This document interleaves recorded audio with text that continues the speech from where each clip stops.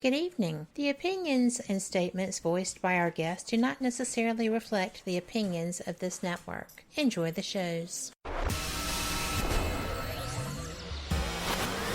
You are listening to WBHM Digital Broadcasting, Birmingham, Alabama.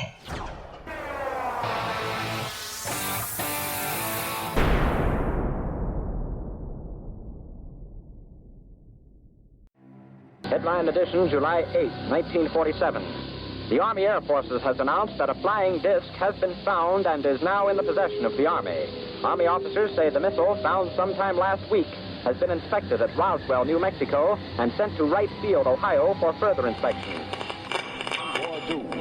Now, historic films made in the spring of 1948 and just released show Eniwetok preparing for heavily guarded and still largely secret tests of new atomic weapons. The test's purpose is to measure atomic effects on thousands of different materials, 30,000 tons of them, not, as at Bikini, to prove military effectiveness.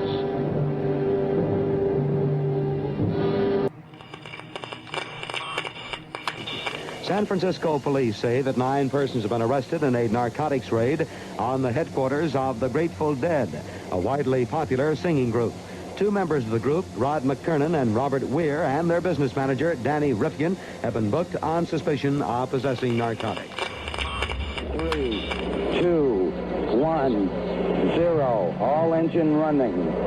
Liftoff. We have a liftoff. 32 minutes past the hour. Liftoff on Apollo 11. Tower cleared. Okay, we got a roll program. Neil Armstrong reporting the roll and pitch program, which puts Apollo 11 on a proper heading. I'm going to step off the limb now. That's one small step for man, one giant leap for mankind. Well, strange lights are causing a viral buzz on YouTube. Could we have caught extraterrestrial activity on a recent newscast? Brandon Arroyo investigates. As the newscast ended, the controversy began back on September 26th. What is that light shining in the back of the dark night sky?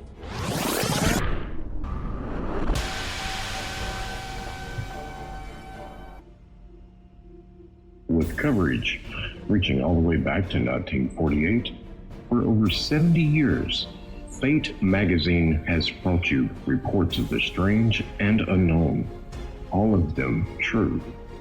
Now, Fate Magazine Radio is carrying on that tradition of setting the standard in paranormal talk radio as we report and discuss some of the most mysterious and perplexing phenomena imaginable in this strange world of ours. Now, here is your host of Fate Magazine Radio, Kat Hobson.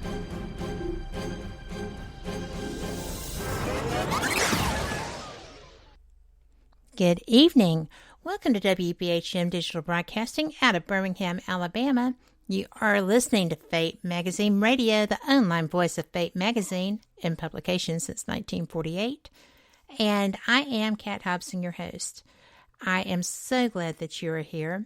I have got a great show lined up, and I have people already showing up in chat. So go ahead and get over there. You can go 2 ways tonight.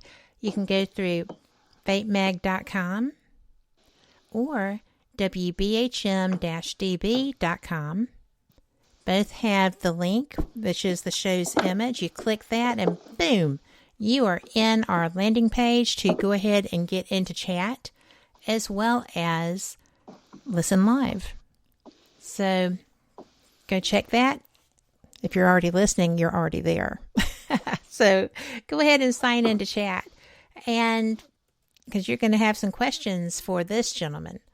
His name is Mike Ricksecker, and I am so pleased. I've talked with him briefly, but he was part of an education show for a Mysterious Adventures Tours, where he's going to be ambassador to one of their Ireland trips that has been put off to 2022.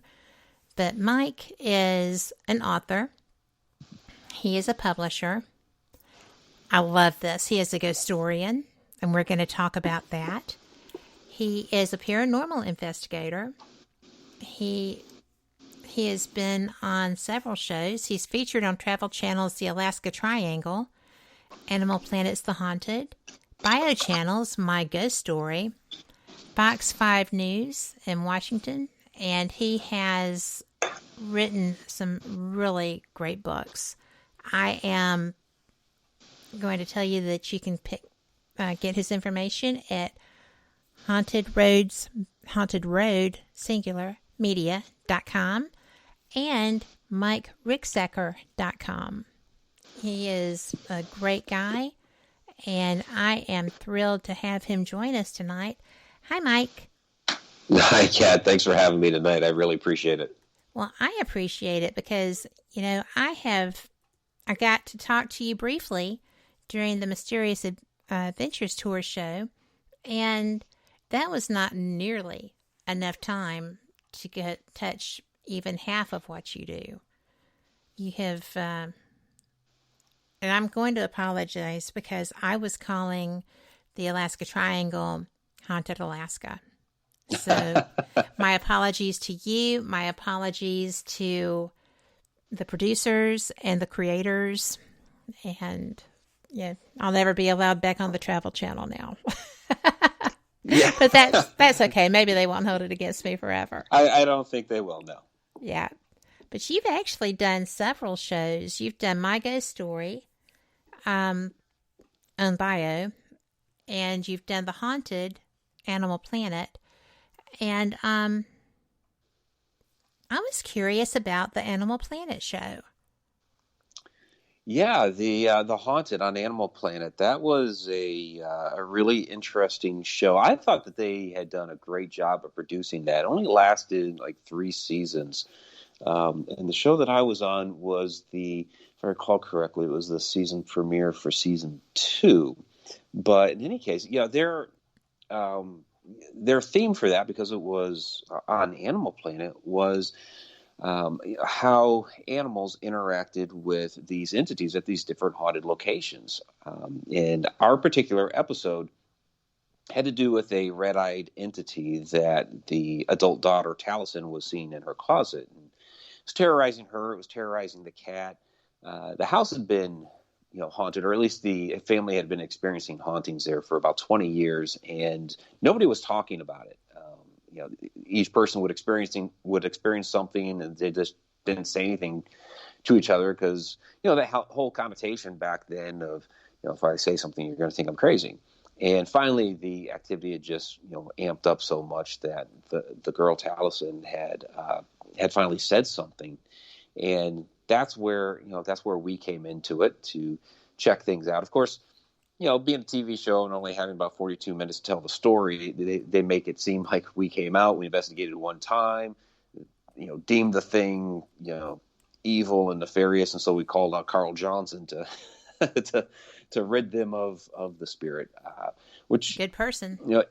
Oh yeah, Carl's a great friend of mine. And that's actually where I first met him, was on that case. But, actually we had investigated there several times to try to deduce exactly what was going on. And it was over time that we had, deduced that. Because, we wanted to eliminate things. Because the house had a dark history of a couple of suicides, a couple of attempted suicides, things like that. One of them was right in the bedroom where she slept. So we wanted to eliminate some of these possible people who could have been. And once we had done so, and then we saw that some things were going on with Taliesin that were not good, where she was, basically she was oppressed and was getting to the point of borderline possession. And so that's when we had, it was really bad. So that's where we had Carl come out, and we did a very successful cleansing. It was anybody who's seen the episode, will probably remember the cats going crazy and running around us in circles out in the backyard when we had finally pushed the thing into the backyard and got it out of there. It was definitely a memorable episode. Well, I think that anything that has that type of activity is going to stick with people. It's really kind of difficult if you haven't studied the field to understand just exactly how these different levels occur with, you don't walk into a house and boom, you're possessed by something there as a rule. It takes time. And it's really insidious how that happens. How was the animal reacting to that? Yeah, the animals would have, different reactions. There were a couple of cats in the house, but I remember the one night that we were running an investigation. This is actually a deleted scene that they didn't show on the television show. I was kind of disappointed because it's like, this is actually exactly what the show is about animals having reaction to the spirits there at the house. And we were investigating, and the one cat, Jasmine, was acting very skittish, just kind of, darting from place to place. And so I started kind of following it a little bit, and it took off into the dinette area and then into the kitchen, then made its way back over toward where the bedrooms were. And I'm kind of, creeping behind her, and she just stops dead in front of the doorway to Talison's bedroom. And I look up and I saw exactly why she had stopped. There was this huge black mass just hovering right in the middle of the bedroom. The cat took off around the corner, back out into the living room, and this thing just kind of slowly dissipated away. So that was a moment there where the cat was definitely reacting to the energy in the house, because you'd feel it was getting dark and heavy when that presence was there. And then, like I said earlier, when we were running the investigation or running the cleansing at the end there with a couple of cats running around us in circles in the backyard while the wind had kicked up, and that was an extremely wild evening.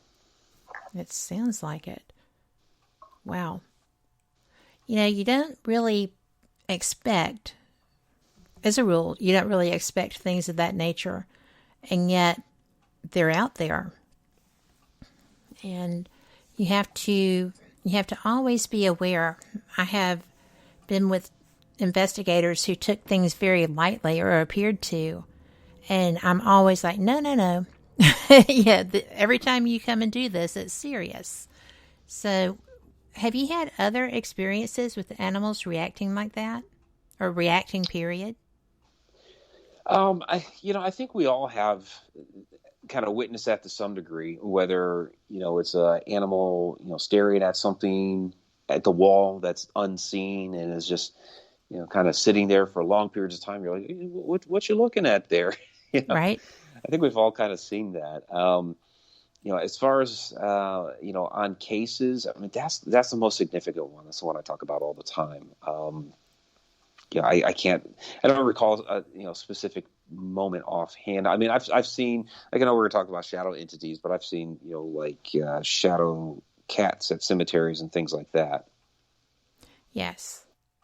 Well, I find it interesting because I am a big animal person. And as anybody who has listened to my show over the years knows, that Kylie the Wonder Dog has been in chat, for like 6.5 years now. So it's just kind of an odd thing. But I have animals. I have one particular animal that reacts to every sound. So, and he is always watching the ceiling, the fan going into the ceiling that, pulls all the hot air out, or cold too. But he is just a wreck. And I always feel so bad for him, but he kind of just does that.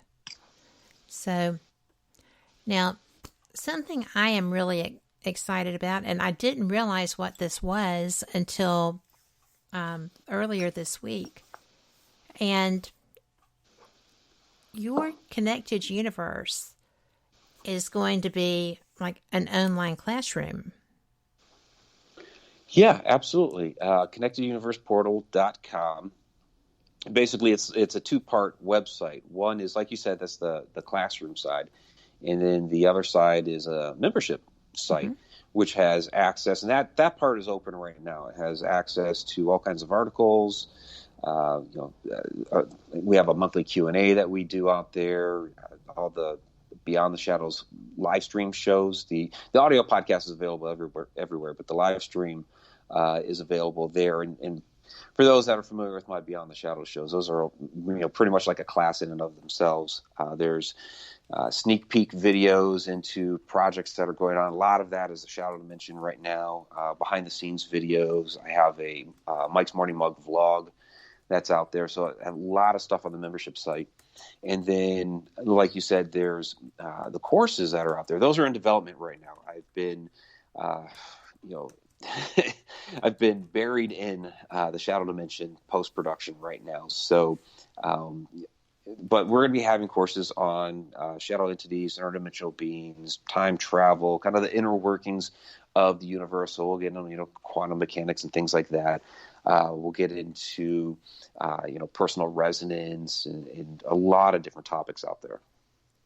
Well, when I was reading about it, I thought, wow, this is going to be awesome, because I have obviously experienced shadow.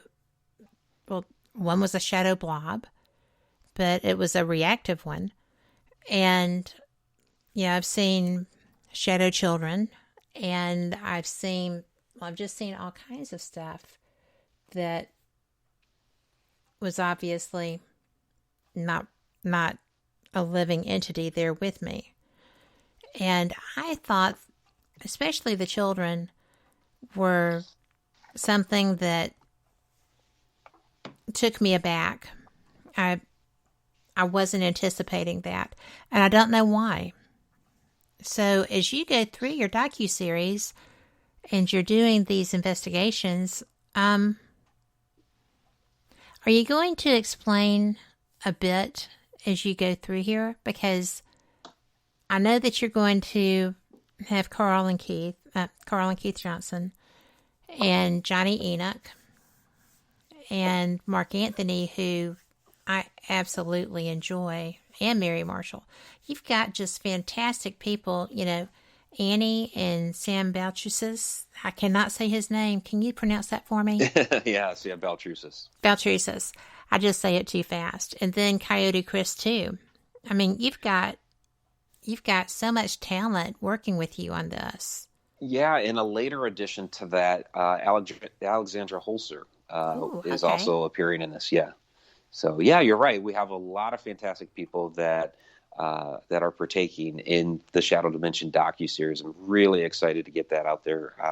Having their expertise weigh in on this phenomenon. And then, we filmed last year. Of course, it was very hard to get to locations last year, but we managed to do it. And, we had some interesting results. So I'll be really excited to see people's reactions when this is finally released and they're able to watch it.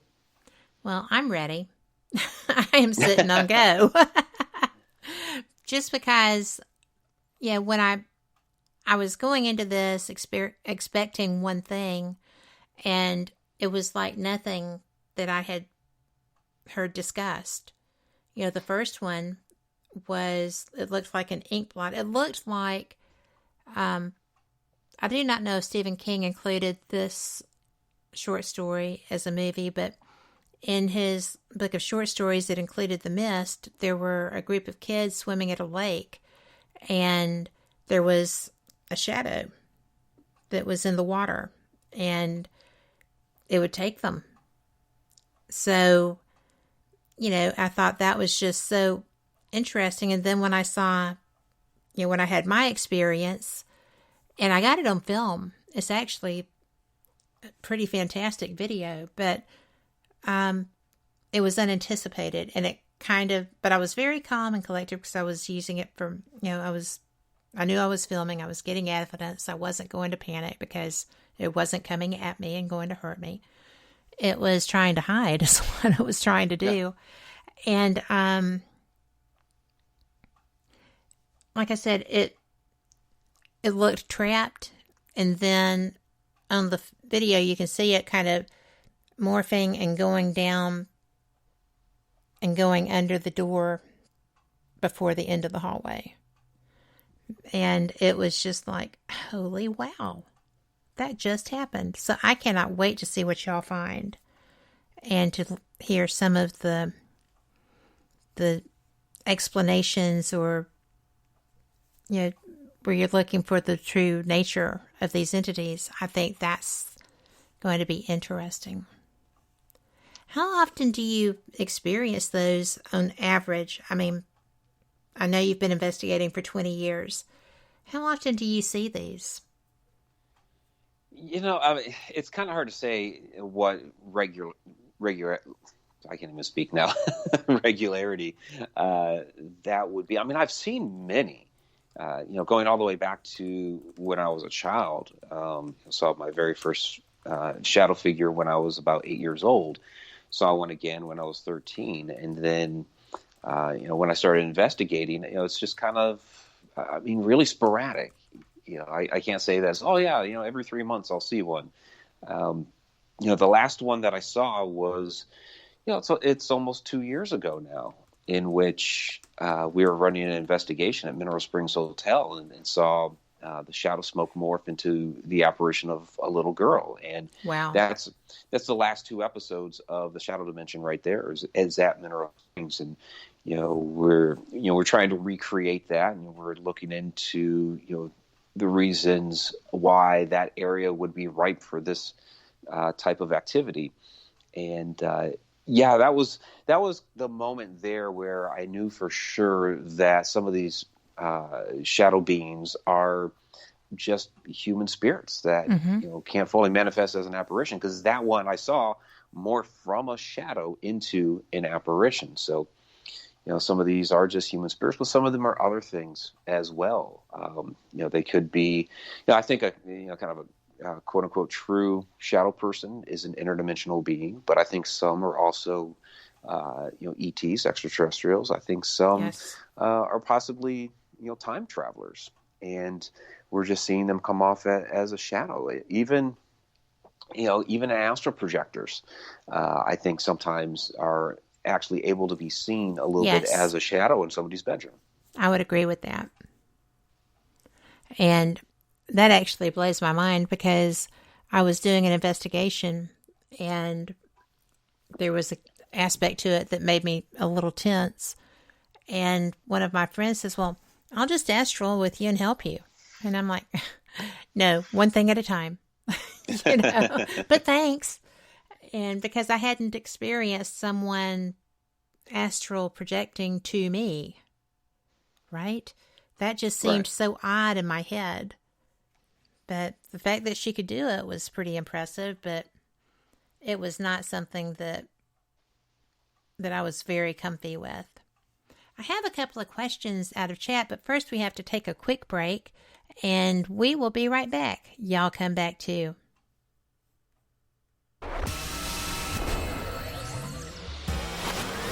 You are listening to WBHM Digital Broadcasting, Birmingham, Alabama.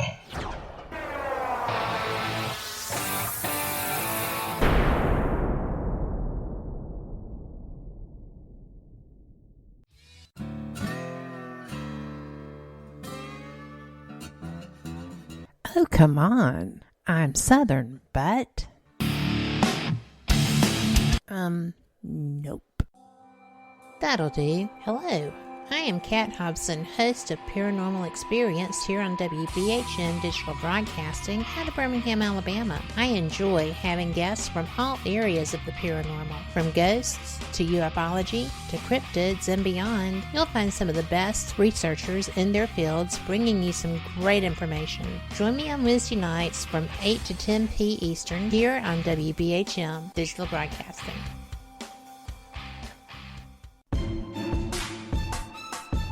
You are listening to WBHM Digital Broadcasting, the best in paranormal talk, only on Paranormal Experience Radio. Broadcasting live out of Birmingham, Alabama. Since 1948, Fate magazine has brought you reports of the strange and unknown, all of them true. Fate Radio is carrying on that tradition, bringing you the unusual, macabre, strange, and bizarre. Join host Kat Hobson Sunday nights from 8 to 10 p.m. Eastern on WBHM Digital Broadcasting.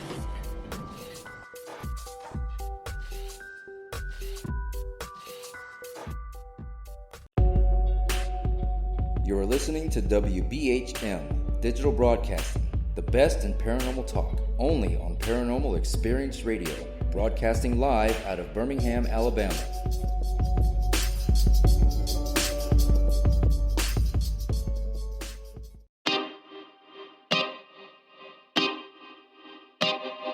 This is Jason Bland, host of Midwest Paranormal Presents Paranormal Soup, where we stream live as a webcast every Sunday night, 11 p.m. to 2 a.m. Eastern, with guests who will blow your mind. Live ghost box sessions where you can call into the show to see if the spirits will talk to you, and the World Wide Web of Weird with the latest in paranormal news and evidence. We're bringing the weird every Sunday night, 11 p.m. to 2 a.m. Eastern on our Facebook page and YouTube channel. Don't forget to follow and subscribe.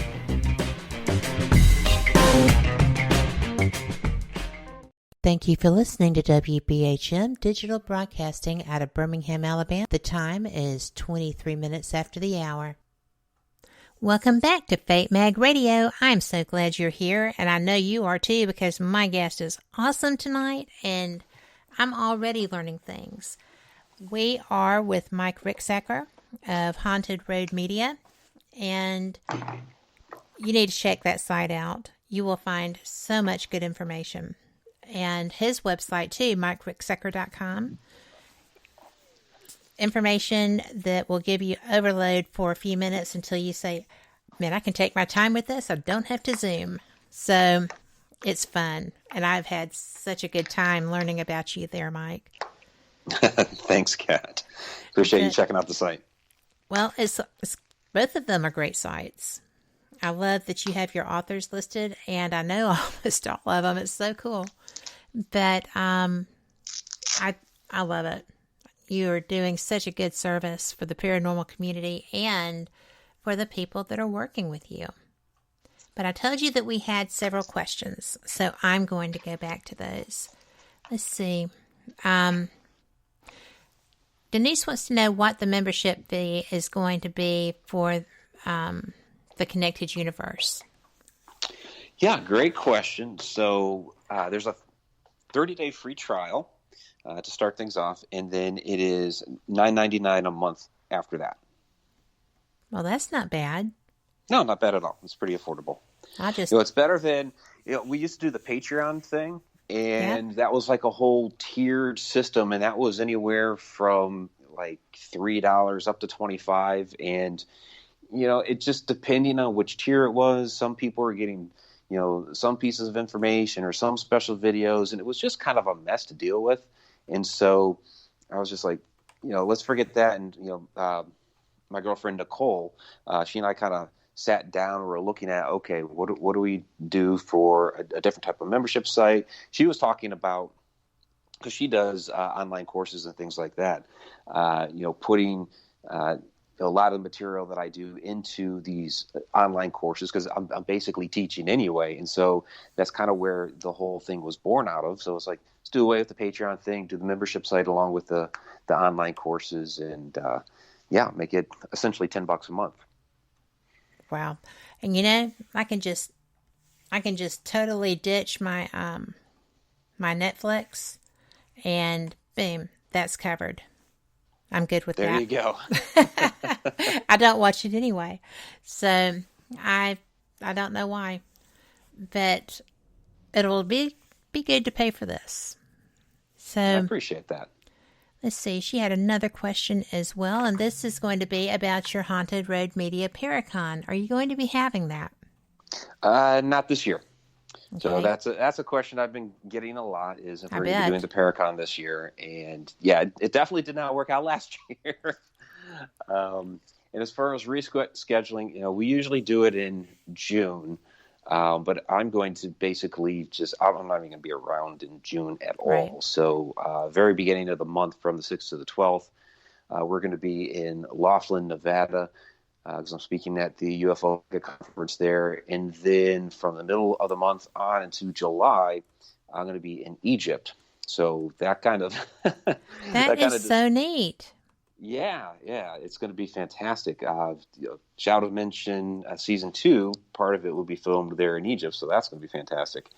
But just with all the different things going on, because I thought, okay, maybe I could do it in the fall, But with all the things going on this year between Shadow Dimension, all the traveling, the things I'm doing during the summer, I'm not even going to be able to organize it in time for the fall. So, maybe we'll consider it next year, but it's not happening this year.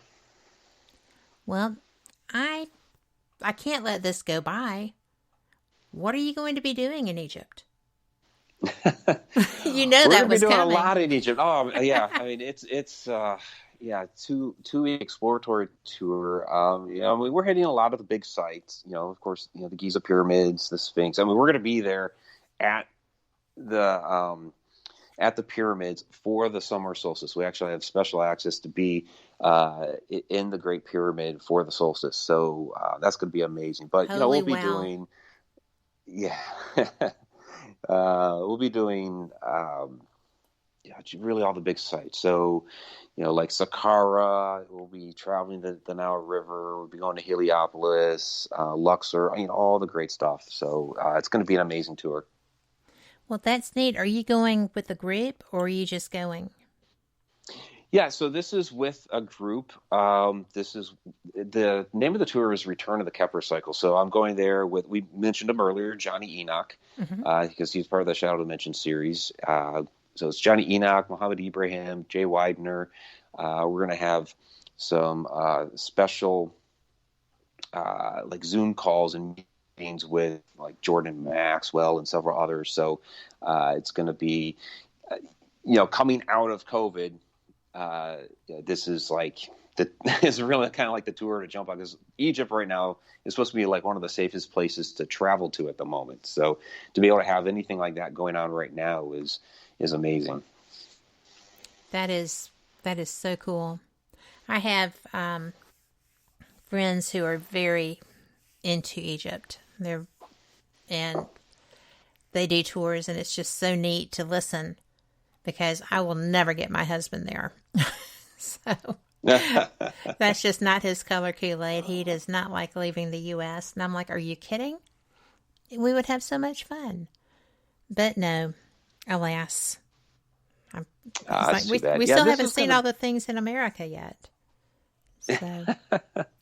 Yeah, there's a lot to see here for sure. But, I mean, you're not going to find pyramids like that, in the U.S.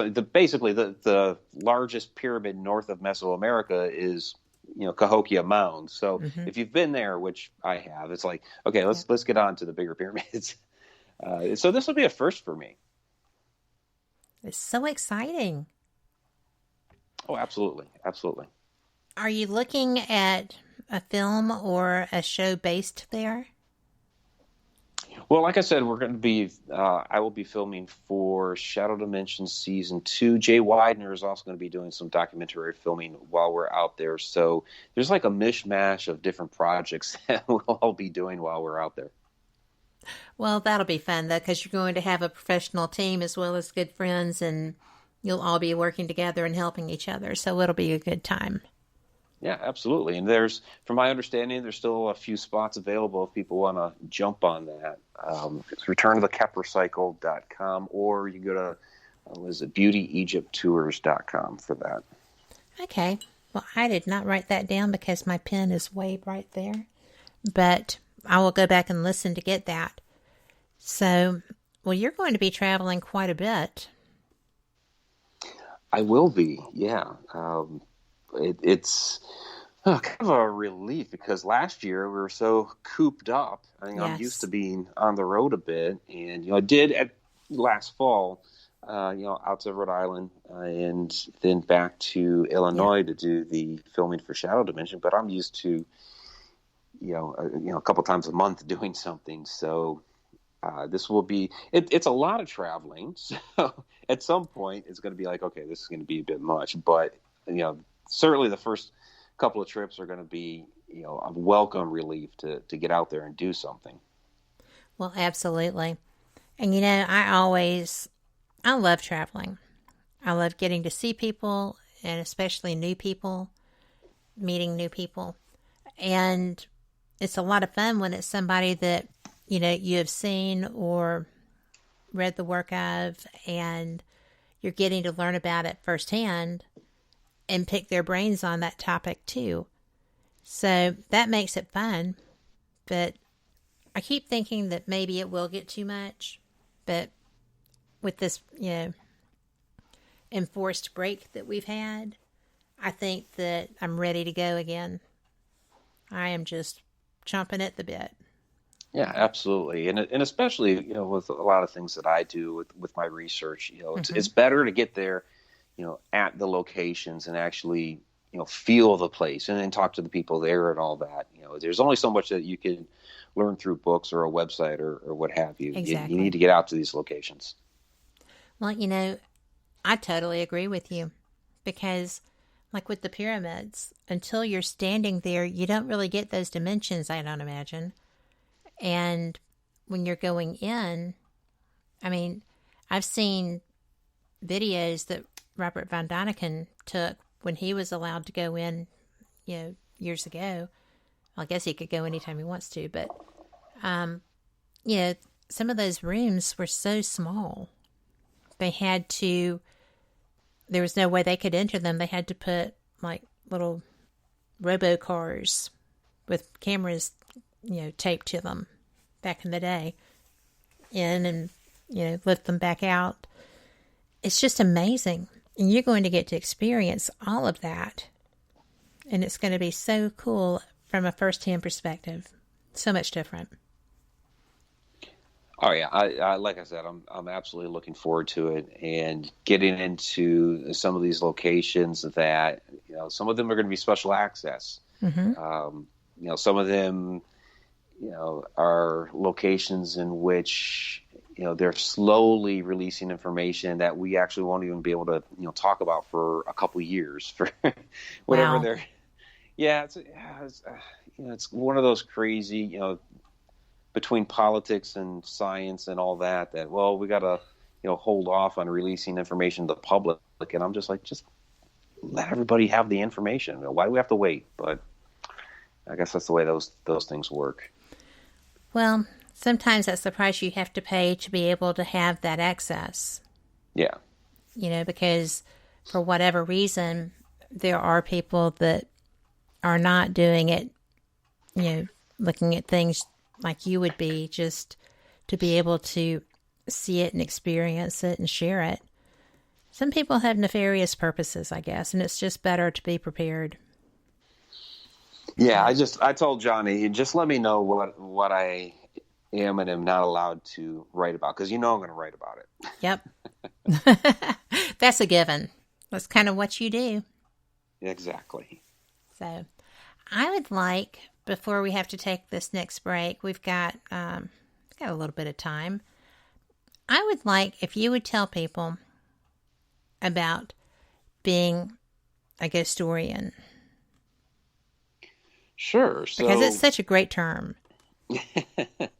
Yeah, I guess I kind of coined that term some years ago because I was like on The Haunted.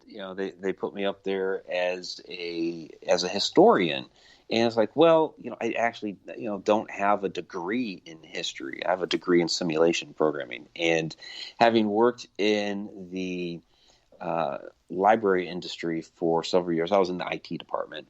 But having worked with that industry for a while, I understood with the librarians. People go into a library, they think anybody working behind the desk is a librarian. However, an actual librarian has a master's in library science, and they get very, very perturbed when somebody that's at the circulation desk just checking in and checking out books is called a librarian. So I would imagine. Yeah. So I didn't want to step on any toes of people who actually, have like a master's in history or whatever. So I decided to come up with ghostorian as kind of a cross term, ghost historian, one who researches the history of a ghost and the place in which it haunts, which is pretty much what I've done in my involvement with the paranormal. Mm-hmm. It's just perfect. It's a fun term. People have really liked it. Well, it is, and it's interesting too because it gets people talking. Yeah, absolutely. They're like, "Oh, that's a cool term. What is that?" So it's a ghost historian, but they like the term. Yes.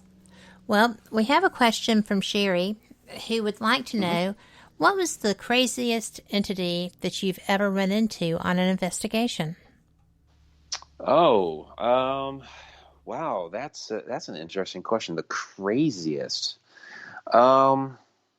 probably the crawler. That was at the Black Bear Church it was out in the middle of nowhere in Oklahoma, technically Olive Township, but it's, down a couple of dirt roads, and, be careful you don't hit a cow or something because it's out there. And it's an old abandoned church, and it has these urban legends about it, about a crawler being there and some other shadow entities and things like that. So we've been out there several times, but the one time that we were out there investigating, and we were down in the basement area, and this is it's an old, all that's left is the brick structure. And we were down in the basement just doing some EVP work, and all of a sudden this shadow slips in through one of the windows, and it starts circling us. Kind of, oh, wow. you see this flurry of arms and legs, and not a whole lot of everything else, but shadowy in nature. And it's circling the walls, crawling up on the ceiling. At some point, it hit the floor because there was a bottle that was kicked across the floor, and something banged against the railing. So we believe it hit the railing too. And so it had substance? It did. It had a little bit of substance. Yeah, it was. Like I said, it was kind of like this whir of very long, lanky arms and legs. It was very fast, kind of translucent.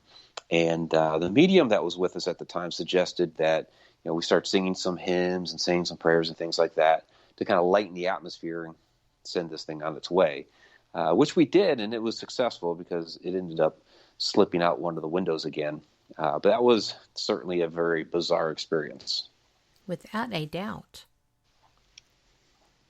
Well, Sherry experienced something not dissimilar at Old South Pittsburgh Hospital, and as soon as you said that, I was like, "You've seen one, Sherry." So yeah, I've had some crazy things happen at Old South Pittsburgh too. Yeah. But what is the most active location that you've investigated? Well, you're going to have to tell me after our break. I'm sorry. All right. I didn't look up, but we are going to be taking our second break. So again, if you'd like to join us and chat, go to WBHM-DB.com or FateMag.com and click on the show image, and that will take you to our landing page here at Spreaker, where you can go and sign into chat, and you can listen live. Just hit if it doesn't start playing immediately, just where it says live, pop it. So we'll see y'all in just a sec. Y'all come back.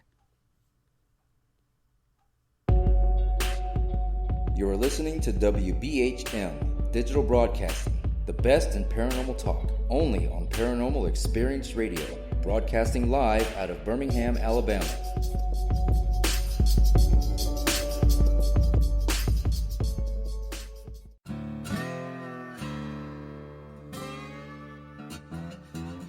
Oh, come on. I'm Southern, but...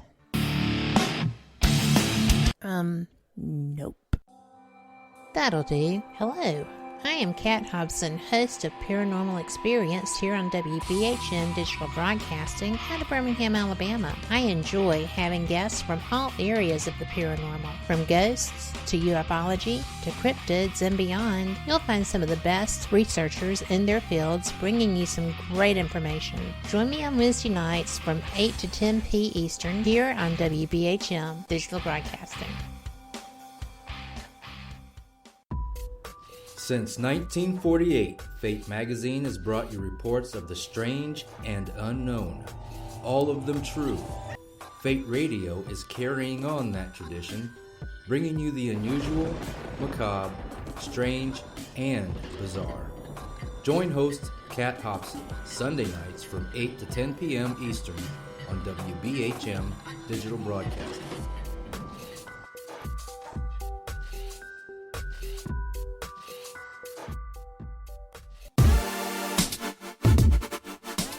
You're listening to WBHM WBHM Digital Broadcasting, the best in paranormal talk, only on Paranormal Experienced Radio, broadcasting live out of Birmingham, Alabama.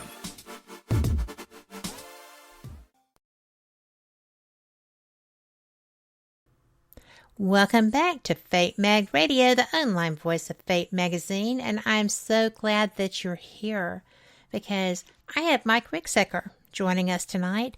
He is the CEO of Haunted Road Media, a really great researcher, paranormal investigator. He's the author of several books. He has education opportunities coming up on his website, and mainly, I just like him. I think he's a really great guy. So thank you so much for being here, Mike. Oh, absolutely, Kat. And again, thank you so much for having me. Before we went to the break, I was about to ask you what location have you actually gotten the most activity from? Something that really spoke to you? That's a really tough question because I have, had so many really interesting experiences at so many locations. We've talked about a couple already, Black Bear Church, that case with the haunted. I've had a lot of wonderful experiences at Mineral Springs Hotel in Alton, Illinois. My favorite haunted house would be the Stone Line Inn in Guthrie, Oklahoma. I've had a lot of wonderful experiences there as well. So it's a tough question to actually answer. I guess because I've been around the block a little bit. Well, there's a lot to be said about that because, there's going to be a lot of people who, as they come out, have been doing a little research and, reading, as well as catching up. I'm sure there's a lot of binge watching going on. But, people are going to be coming out and, squinting into the sunlight, as it were, looking for things to do and places to go. And I think that by, looking at your authors and looking at you, the information that you have, there's so many different things that you can take from these, from the books, from the different encounters that are described in all of these books. I think it's going to be fun. A lot of people are going to be seeing things for the very first time. Yeah, absolutely. You can certainly use the books as a reference for locations to experience. Especially like my Ghosts of Maryland book, my Ghosts and Legends of Oklahoma book. I mean, they're specifically written with that in mind. Each of those books have actually maps in the back that show you where these locations are. So if you wanted to map your own paranormal road trip, you could go do that. My more recent books, you don't really have that so much, but even with A Walk in the Shadows, which is the book on shadow entities, there are a number of different locations that are talked about in there that you could, of course, go explore. Mineral Springs, like I said, was in there. The Conjuring House is in there as well. So a lot of really, really interesting locations. I think that would be so much fun just to get that and use them as guidebooks. But, we were talking about shadows and the different entities and stuff. What I did not realize was that was your first experience, and you were, what, 4? I was about 8. 8? Yeah. Yeah, that was it was a really... Yeah, well, at the time, it was very frightening to me, of course. I had no idea from shadow people or anything at the time. I mean, basically what happened was I had woken up in the middle of the night, and standing in the corner of my bedroom was this tall, dark figure. Again, I had no idea from shadow people or anything like that at the time. I thought there was an intruder in the house, and it was about to kill me, because that's about what you think at that age. Of course, it that didn't happen because I'm still alive to tell the tale. But it did do something very bizarre and unusual. It came up to my bed, leaned over. I'm trying to scream. Nothing's coming out of my mouth because I'm just too scared. Right. And, I'm staring up into this black face. There's nothing there. It's just, no eyes, no nose, no mouth, nothing.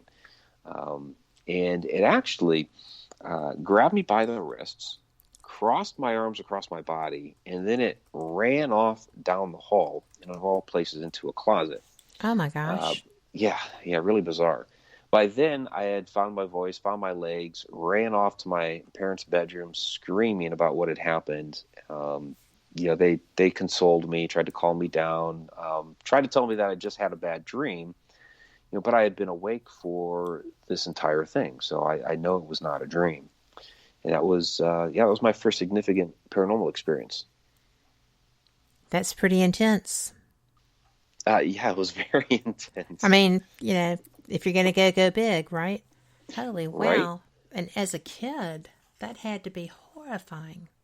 Well, yeah. Like I said, I had no idea from any of these things. And, I just thought it was an intruder that was in the house. It wasn't until I got older, and started, reading about these things that I realized what that was.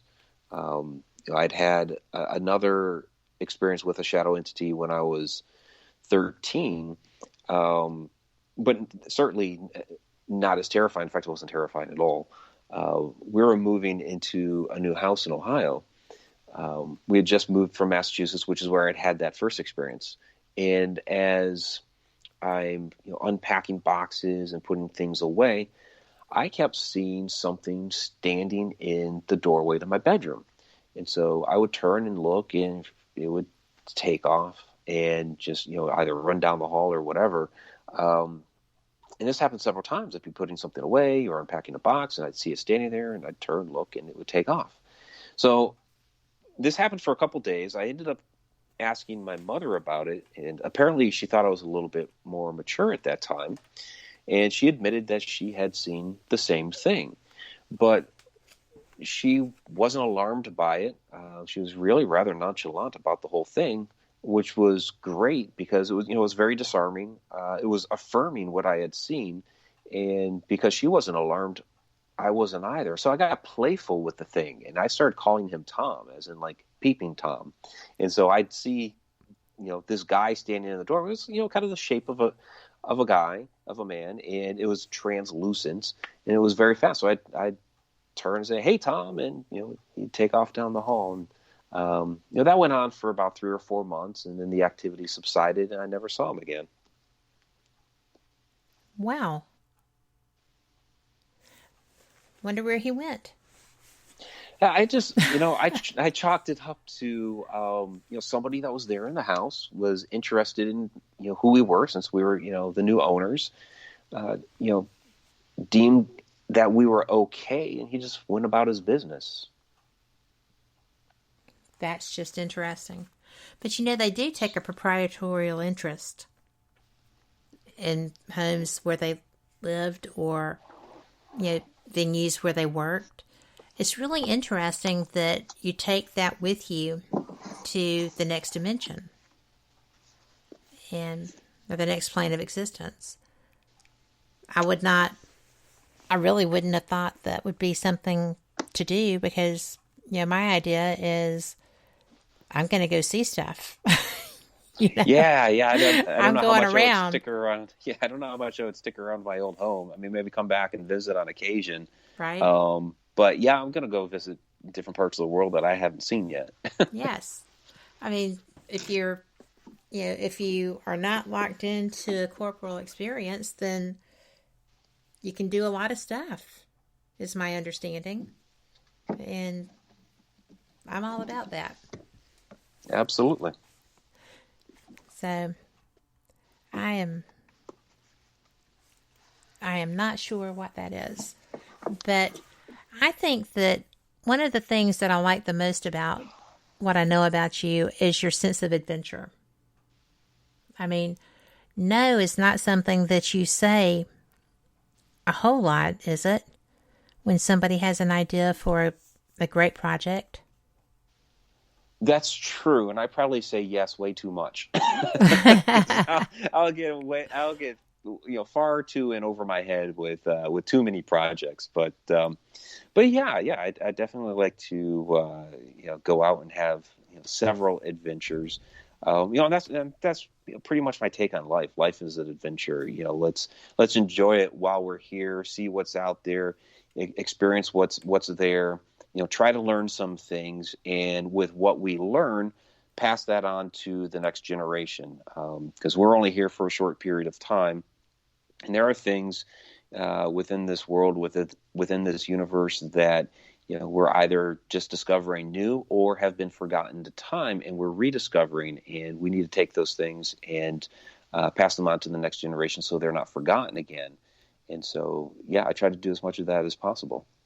Well, absolutely. There's so many things out there that there's just not enough time to get to everything that you find fascinating. But you seem to be giving it the old college try, though. Well, absolutely. I think you have to.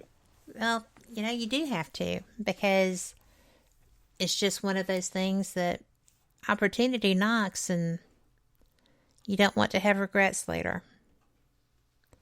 But I think that some of the books that you've written have such interesting themes.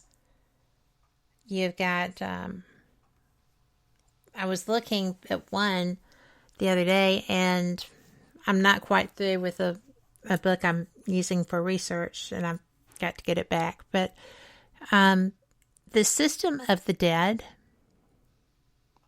that is an interesting concept. And, you're very creative. Well, thank you.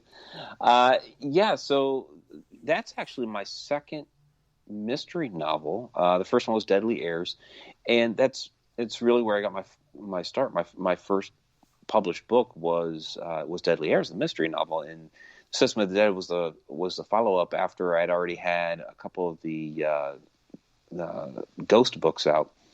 And yeah, it's all that really harkens back to my childhood. I've been writing since I was about 7 years old, and back in the early 80s, I was reading a lot of Encyclopedia Brown, and I love those little short mysteries. Yes. And so I had tried to mimic those as a little 7-year-old, and tried to write my own little mystery stories. I wrote some little ghost stories as well, and actually some historic fiction, if you can believe that, for a 7-year-old.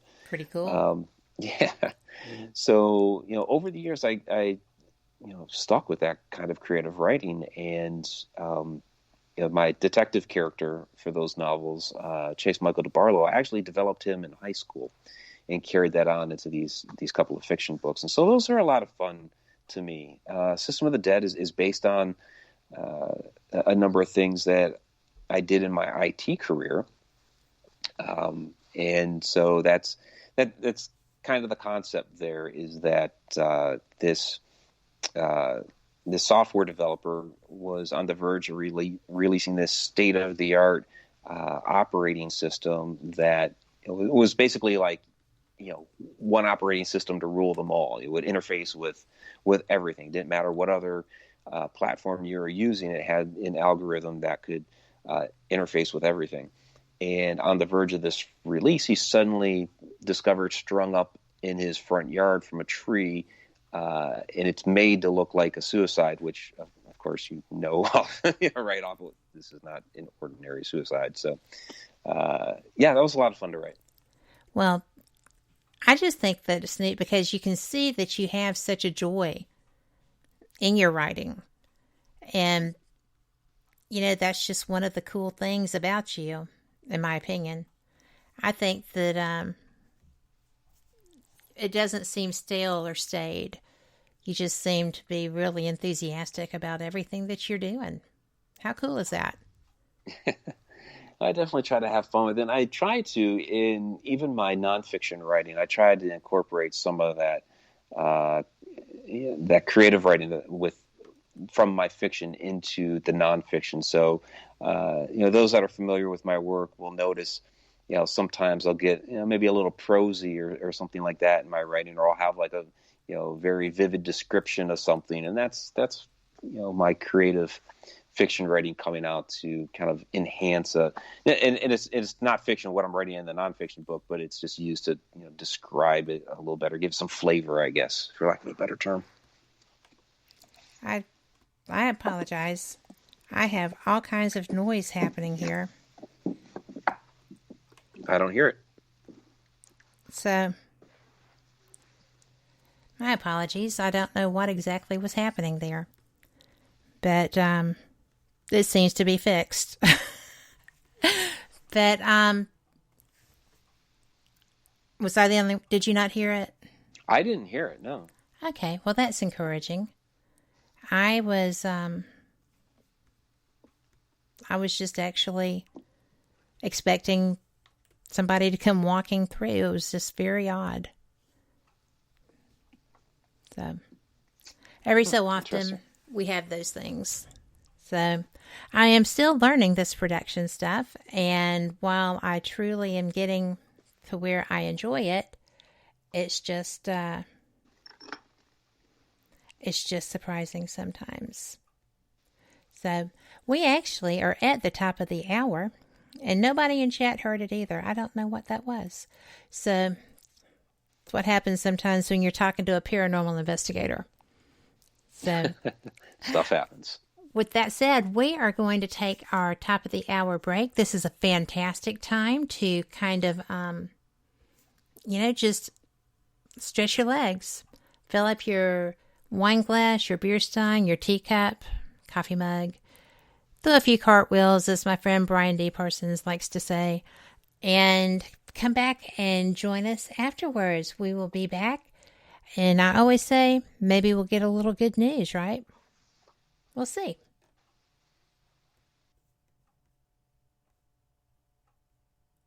Support for this podcast and the following message come from CFP, Certified Financial Planner Professionals. CFP professionals are trained to provide holistic financial planning in your best interest. Visit letsmakeaplan.org to find your CFP professional. Live from NPR News, I'm Janine Herbst. Secretary of State Antony Blinken criticized China's response to the pandemic and is calling for a deeper investigation into the virus's origins. NPR's John Ruich has more.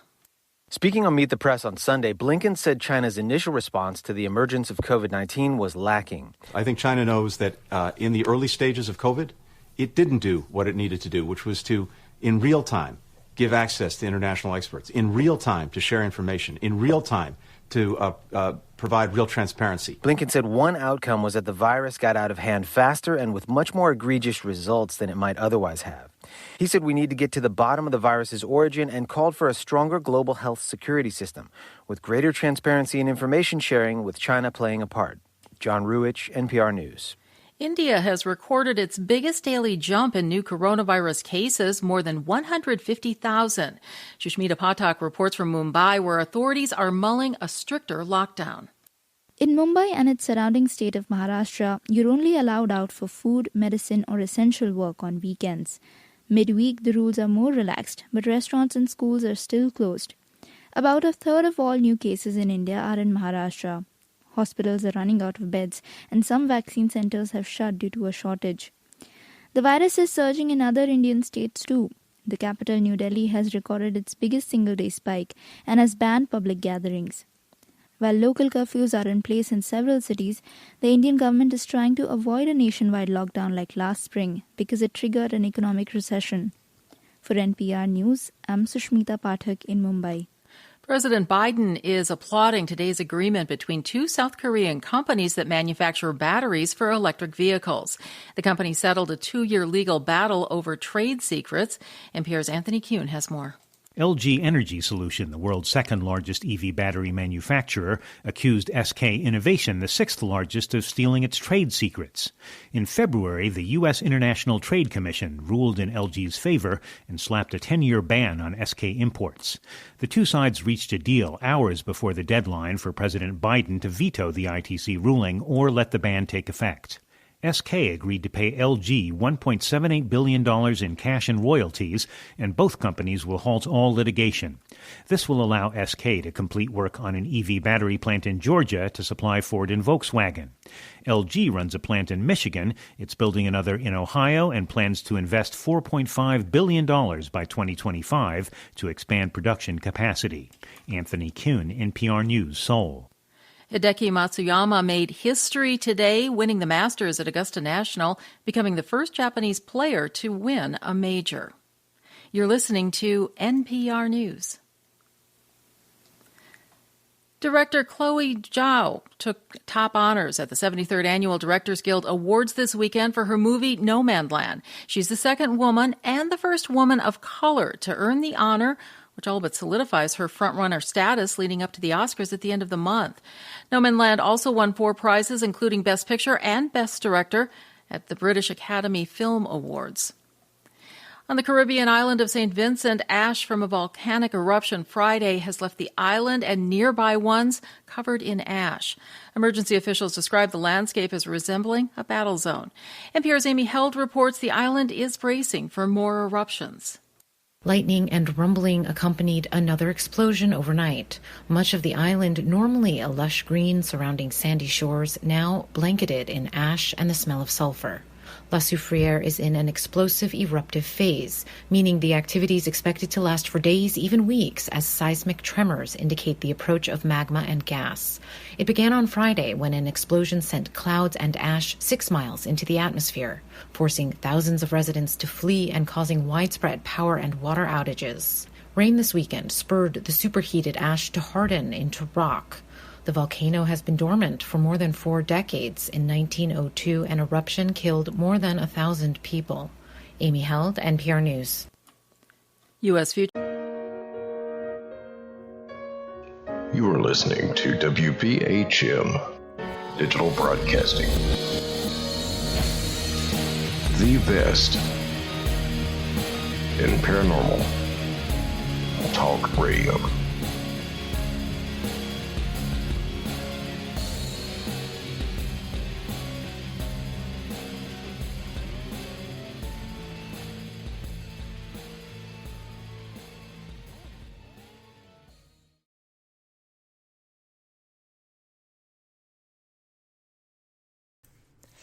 Hello there. Welcome back to Fate Mag Radio here on WBHM Digital Broadcasting. It is 5 minutes after the hour. Thank you so much for being here. And, I just am so glad that y'all are getting to be here tonight because my guest is Mike Ricksecker. He is the CEO of Haunted Road Media. He is an author. He is just a really terrific guy from everything that I can tell. He has websites that you can visit. One is MikeRicksecker.com, and he's been featured on Travels the Alaska Triangle and Animal Planet's The Haunted. And he's really an interesting man. I am very pleased to be able to welcome him here. His other website is hauntedroadmedia.com, and that's where he lists all of his authors and their books. Information just abounds on both sites, so you're going to be able to learn just about everything you want to. So, and maybe more. I don't know. But I am having a good time learning from and about you, Mike, so thank you very much for that. Oh, absolutely. Thanks again for having me. Definitely a pleasure. Thank you. You know, something that I have not mentioned, and I actually meant to ask you, is that you've actually been on Russia's REN TV, too. Yeah. I mean, you get around, dude.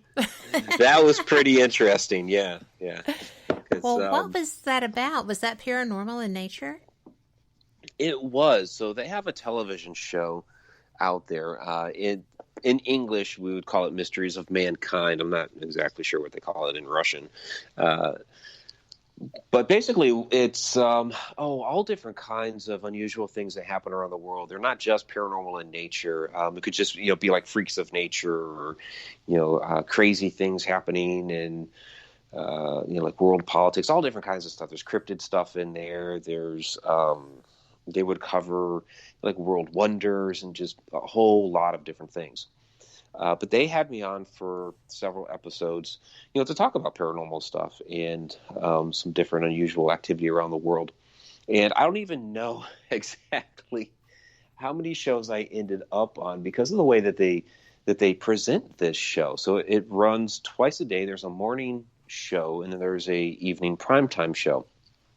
And the morning show only airs on REN TV out in Russia, where the primetime show, they actually put those videos up on their website, and also they have a YouTube channel so that you can actually go and watch those episodes, which are all in Russian. There are no English subtitles. So, did they dub you? Yeah, so I'm dubbed over in Russian, which is really bizarre to watch because. Okay, there I am speaking Russian, which I'd kind of seen before because The Haunted ended up being syndicated in France. But, I knew the story. I knew what I was saying and all that. Going back and trying to watch the REN TV stuff, it's like, okay, so here I am talking. Which story is this and which snippets did they use? It was really hard to know. Yeah, I don't know which ones of the stories ended up airing daytime. There were some that they interviewed me for that never got used at all. But I think there was about 5 of them that ended up on the primetime show. So that was a really unusual experience, but kind of cool too, to be able to, to be able to work with somebody internationally like that. Well, it had to be fascinating. Did they have somebody there for you so that you could communicate and have a discussion? Because most countries are bilingual. We are not. So, as a rule. My liaison was Olga. So I'm not making it up. Her name was Olga. I can't remember the last name, but yeah, she's the one that had reached out to me and contacted me and set up all the interviews and everything. And what we ended up doing, because at first we were trying to, we scheduled like some Skype interviews and trying to record it that way. There's such a time difference. And so what we ended up doing, since I have my little studio and everything, is I just ended up recording a lot of what they wanted and uploaded the material to a Google Drive. So Olga started emailing me, hey, can you talk about this? Do you have time this weekend to record a snippet on that? And it's like, okay, sure. So I'd record it in studio here and then, upload it to Google, and they'd grab that and they'd put it on the show. So, whatever works. Well, true. Yeah. But that's really pretty neat. Yeah, it was a pretty cool experience. Well, not one that is universal for sure. So I am, Sherry commented on that, and she said that it's funny how so many foreign countries are huge fans of U.S. paranormal shows. And she bets that they do have paranormal teams there too, but we just don't hear of them here in the U.S. So, yeah, that's absolutely true. They're definitely very fascinated. I mean, I guess you probably hear more of like some of the UK teams. Because I know some of them. Of course, there's some UK, paranormal shows. Probably everybody remembers Most Haunted. But I've interacted with people from all over the globe. There's some very good French paranormal teams, teams from Germany. They're all over. There's definitely a worldwide interest in all of this. That's fascinating because I don't actually think of that. But Sherry said that Nick and Katrina's Paranormal Lockdown was higher rated in Europe even than here. And that was a popular show. So... Yeah. I'm actually not surprised by that, but yeah, that makes a lot of sense. I'm just always amazed. It's pretty cool.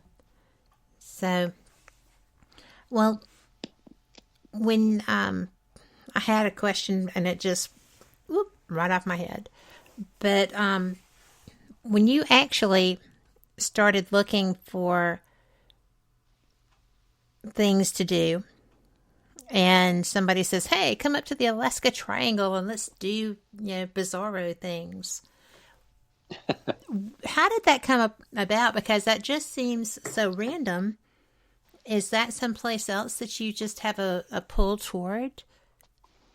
Well, I spent 3 years in Alaska when I was in the Air Force. So I enlisted in the Air Force straight out of high school, and that was my first duty station. So I was up there from 1992 to 1995. But that's actually not how they found me. It was just but it really worked well in my interview for that. So they had discovered me because they were looking for somebody to talk about the magnetic forces up there, the vortex energy that's up there, portals, and so they found me through one of my videos on YouTube about portal activity, and I was kind of really surprised because it was one of on the Hunter Road Media YouTube channel at that time. It was one of my lesser viewed videos, so it didn't have a lot of attention, but that's how they found me because they were scouring YouTube for somebody that could talk about that subject. And so they reached out to me. This production company, Wild Dream Entertainment, is in the UK. So they reached out to me. We set up an interview, and we got to talking a little bit. And during the interview, they asked me, well, what do you know about the Alaska Triangle? And I was like, well, I spent 3 years up there. And so, because I had new information about, vortices and portals and all that, and then had the experience up there in Alaska and could talk to, some of the topics they wanted to discuss. It was, it was a perfect fit. So, we set up for me to fly up there. It was May 2 years ago now. It was May 2019. And they had me on the side of Flat Top Mountain for an entire day. That was a long day too, because I did a lot of oh my gosh, the way we kind of haphazardly. They're a great bunch of guys, great crew, but they wanted the scenery of the mountains behind me. A lot of the other guys on the show you see kind of sitting down in a room somewhere, and they've got some cool lighting and everything. No, they wanted the there's not a lot of you inside. No, there's not. So, and people think, well, it's May, but it's like, yeah, but this is Alaska. And even, even though Flat Top Mountain is not one of the taller mountains there, it's, part of the Park Service right outside of Anchorage. You get up there a little bit and it starts getting a little chilly. There's still a little snow on the ground up there. Yes. And so it got to a point where it was getting kind of cold. I was sitting on one of their equipment cases, which was not comfortable. Right. But it was still, a great experience to get up there, basically see some of my old haunts. It was very picturesque up there. And, we did some work with the dowsing rods and an EMF meter and all that. And, found basically a telluric current up there, part of the Earth's energy grid, which was absolutely fantastic. It was kind of a shot in the dark, just to kind of go up there and see what might be up there. We only had a day, and it actually really worked out. Nothing like pressure. Yeah. So, well, that's really cool. Would that be the Mysterious Force Fields of the Triangle episode? That would be the Mysterious Force Fields of the Triangle episode. Yeah. So that was so cool. Yeah, I was on the 3 episodes, the Missing Douglas, which was the first one. There was the Alaskan Titanic, and then Mysterious Force of the Triangle, or Force Fields of the Triangle. Well, with Alaskan Bigfoot.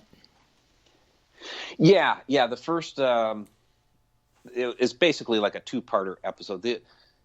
The way that they had, it was kind of interesting the way that they did that series. When they aired them in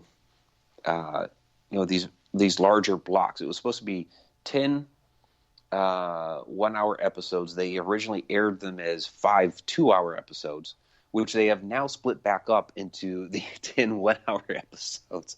But mine was piggybacked with that particular episode was piggybacked with the Bigfoot episode. So it's kind of weird the way that Travel Channel kind of mixed and matched everything together, but it all worked out. And they keep replaying those episodes. It was a pretty popular show. Yes. And people keep asking me, hey, is there going to be an Alaska Triangle season 2? And all I can say to that is there have certainly been talks of a season 2. Everybody wants to do it. They had started working on some things with it last year, but because of COVID, and again, the production companies in the UK, which keeps getting locked down. Right. So there just hasn't been any movement on it for a while. Well, I look forward to that because I actually really enjoyed that show. And it was funny because I was just walking through the living room one afternoon and David was watching it. And I looked over and I was like, oh, that's Mike Ricksecker. He was like, is there anyone on Travel you don't know? I said, well, I don't really know him yet, but, we're acquaintances and I hope to interview him soon. He just kind of looked at me, but because I do, that's pretty funny. I'm very blessed that I get a chance to meet a lot of really great people, and I'm looking forward to the chance to actually face-to-face meeting you at some point and sitting down with a Coke and having a conversation. But this is kind of, except it's sweet tea. But but I like your work. And I loved that show. I hope they do come back for a season 2. One thing, I hope so. I really hope the delays haven't nixed the whole show. So I hope not too. I hope we're still able to do it. Well, we have to take a little break, so we're going to go ahead and knock that out, and we'll be right back. Y'all come back too.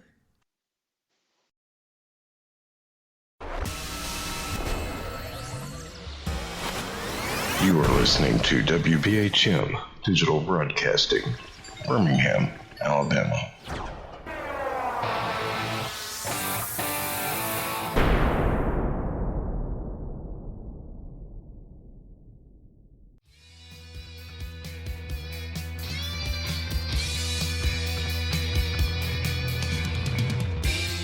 Paratalk Radio is your one-stop for all things paranormal, the unknown, and the supernatural. Join us every Monday night at 8 p.m. Eastern, 7 p.m. Central for discussions and guests on topics such as ghosts, hauntings, Bigfoot, UFOs, and more. This broadcast is rated M for mature and intended for listeners over 16 on paratalkradio.com.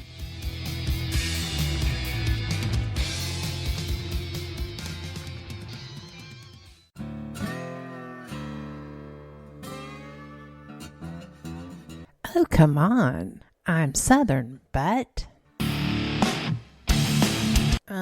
Nope. That'll do. Hello.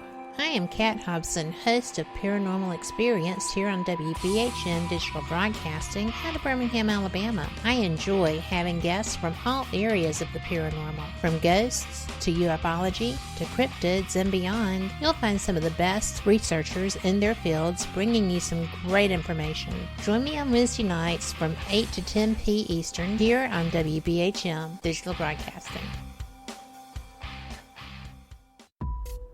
Since 1948, Fate magazine has brought you reports of the strange and unknown, all of them true.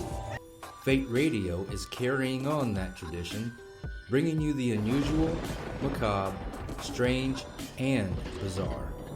Join host Kat Hobson Sunday nights from 8 to 10 p.m. Eastern on WBHM Digital Broadcasting.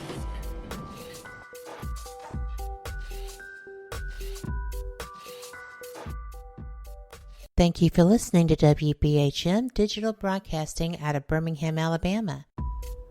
Since 1948, Fate magazine has brought you reports of the strange and unknown, all of them true. Fate Radio is carrying on that tradition, bringing you the unusual, macabre, strange, and bizarre. Join host Kat Hobson Sunday nights from 8 to 10 p.m. Eastern on WBHM Digital Broadcasting.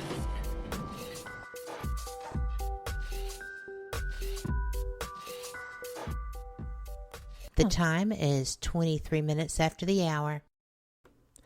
Welcome back to Fate Mag Radio, the online voice of Fate Magazine. You know, I said at the top of the hour, at the top of the show, that we have been in publication since 1948.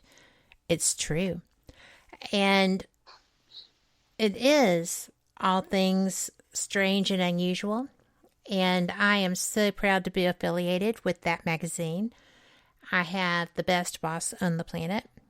And yeah, she's putting these magazines out herself. She has learned to do everything that has to be done. There was a little learning curve with the move, and it is a fantastic product.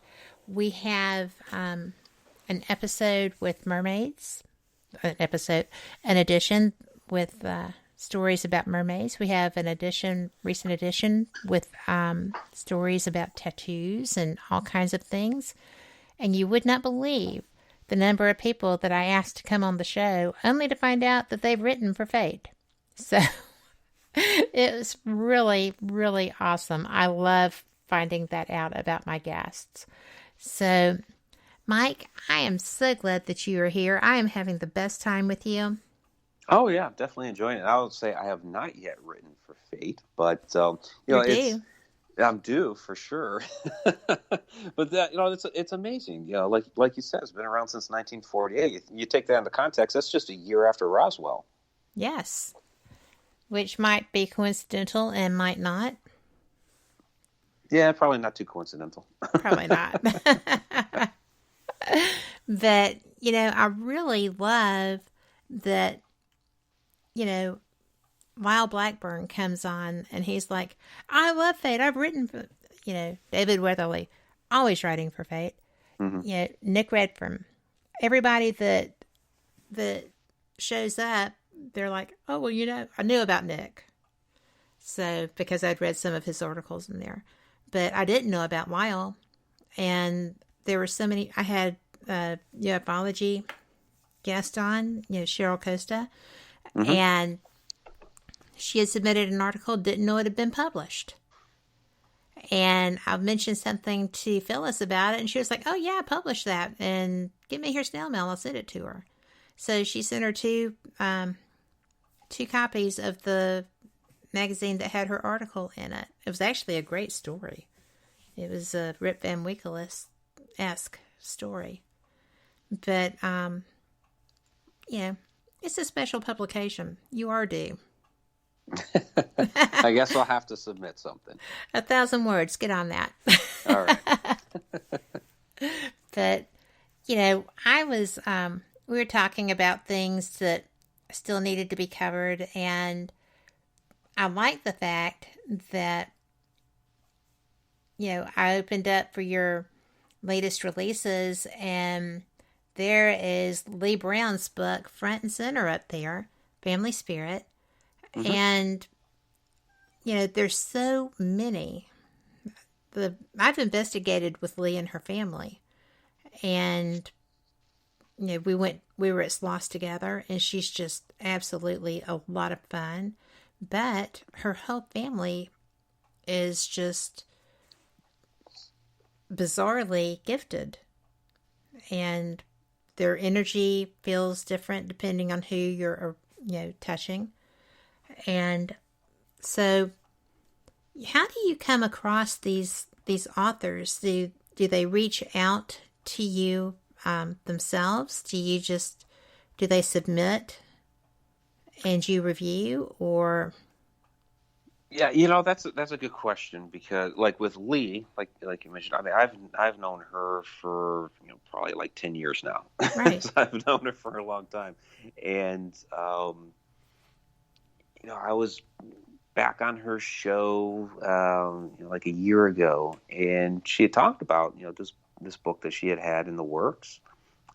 Talking about her family, the 5 generations, and right. she asked about Haunted Road Media, because we talked about that a little bit on the show, and so I said, well, go ahead and send me some sample chapters and a synopsis, basically pitch me something, and so she got a book pitch together and sent that my way. kind of the same, as some of these other, like the most recent one, Shock and Awe from Coyote Chris. I mean, he was a good friend of mine, and so he had a story in one of our Encounters with the Paranormal books, and he had been, asking about publication for some years, and what the process would be if and when he got something together. Well, he got something together, and he sent it my way. So that's kind of the way it goes. Is sometimes I'll get a cold query or something like that, but right. Most people I've known for a while, like Amelia Cotter, is going to be the next release here. Right. She's charming. Oh, she is. She's wonderful. And so I've known Amelia for a long, long time. And, it's kind of one of those, at first when Haunted Road Media, first came out,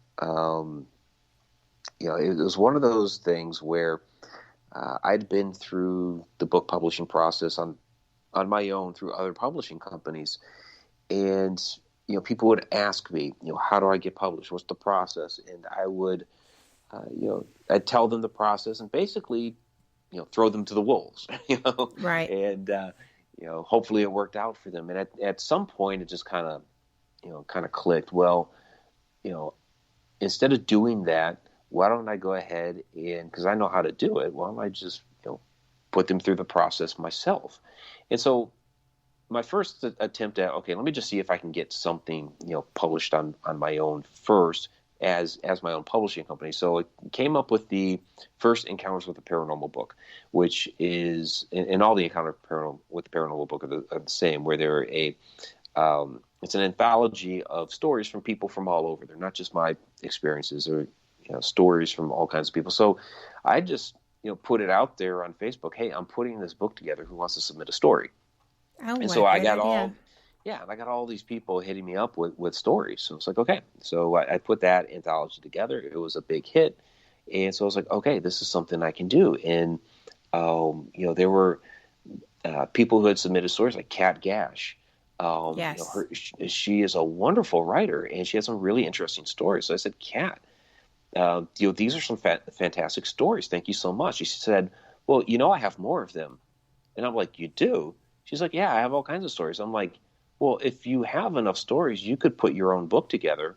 And so she was like, I've always wanted to write my own book. So I was like, okay. So one thing led to another. And, so she had, My Life Amidst the Paranormal. That was, after Encounters. I think that was the first book we had put out was hers.